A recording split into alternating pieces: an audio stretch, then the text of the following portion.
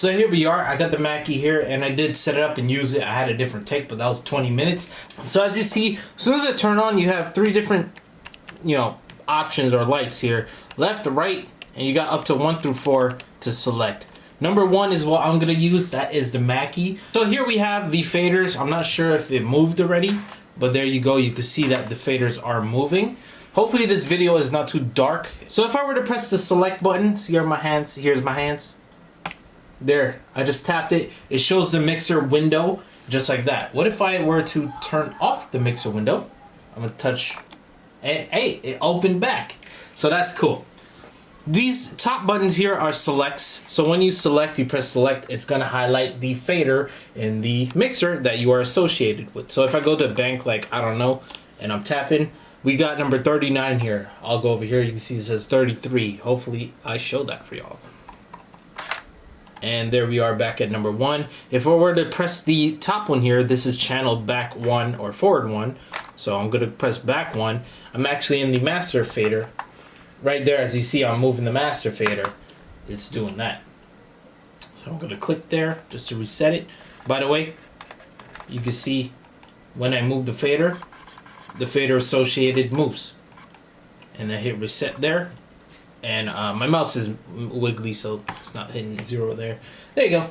Next button is gonna be mute. So you press that, it shows blue, which is weird, because usually mute is associated with red, right? Or not red. What would mute be associated with?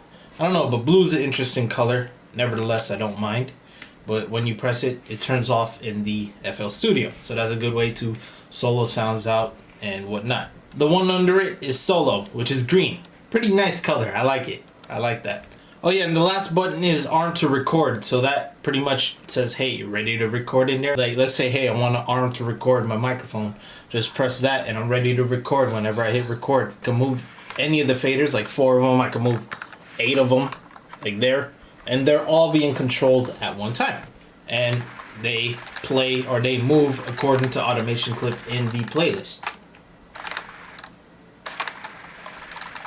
This one kind of looks jumpy. You can see when I stop them,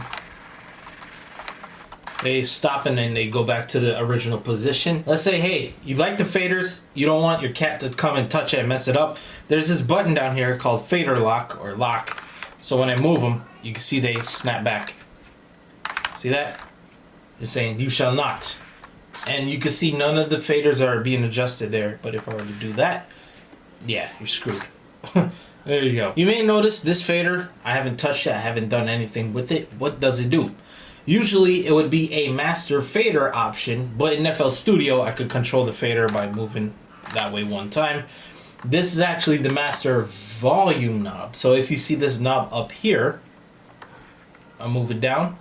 You see it's, adjusting there. But for some reason FL Studio doesn't associate the knob with the fader. If they do in the future, if for some reason you could, that would be cool, but no. These 3 buttons are different though. This says mixer, read, and write.